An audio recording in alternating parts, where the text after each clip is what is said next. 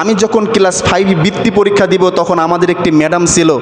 ওই ম্যাডাম সবাইকে জিজ্ঞাসা করছে তুমি কি হবে, তুমি কি হবে। একজন বলছে আমি ডাক্তার হব। আমার এখনো পর্যন্ত মনে আছে, একজন ডাক্তার হবে, একজন ইঞ্জিনিয়ার হবে, বড় অফিসার হবে, সবাই বলছিল। 57 জন স্টুডেন্টের ভিতরে আমি একজন বান্দা ছিলাম যে আমি বলছিলাম যে আমি মাওলানা হব। এই কথা বলার পরে সবাই হাসি দিয়েছিল। আমি তো ছোট মানুষ, কান্না করতে করতে বাসায় চলে এসেছিলাম সেই ম্যাডামের কথা শুনে এবং স্টুডেন্টের কথা শুনে।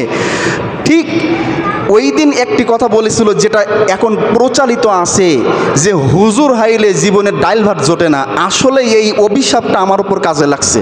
আমি নিজে প্রমাণ যে আজকে এমনভাবে হুজুর হয়েছে, আলেম হয়েছি যে মানুষ অভিশাপ দিয়েছিল যে তুমি যদি আলেম হও, হুজুর হও, ডাইল ভাত জীবনে জোটবে না। এই যে 30 দিন খায়, কেউ ডাইল ভাত দেয় না। দেয় কেমন, যে 6 মাসে একদিন খাবে গরুর মাংস, নাই মুরগির মাংস, ভালো মাছ, ডিম। 3 বেলায় মাছ, মাংস, ডিম ছাড়া কিছু খাই না। অনেক সময় চিন্তা করি যে এইখানে চাকরিরত অবস্থায় আসি, ডাইল ভাত তো জোটে না, অভিশাপ। হয়তো ছুটিতে যখন বাসায় যাব তখন অন্তত ডাইল ভাত খাবো। ওদিকে আম্মা যেন চিন্তা করে যে আমার সন্তান 3-4 মাস পর বাড়ি আসতেছে, 2 দিন 3 দিন থাকবে, ডাইল ভাত কেমন করে দিই। সবচাইতে যে গরুর মাংস, দেশি মুরগিগুলা 1 সপ্তাহ আগের থেকে আমার জন্য রেখে দেয়।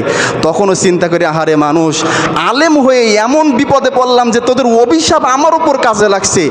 মাছ, মাংস, ডিম ছাড়া কিছুই জোটে না। তোরা যে অভিশাপ দিয়েছিস ডাইল ভাত জোটবে না, ডাইল ভাত তোরাই খাচ্ছিস, কিন্তু আল্লাহ আমারও নসিবে কোনোদিন দিই নাই।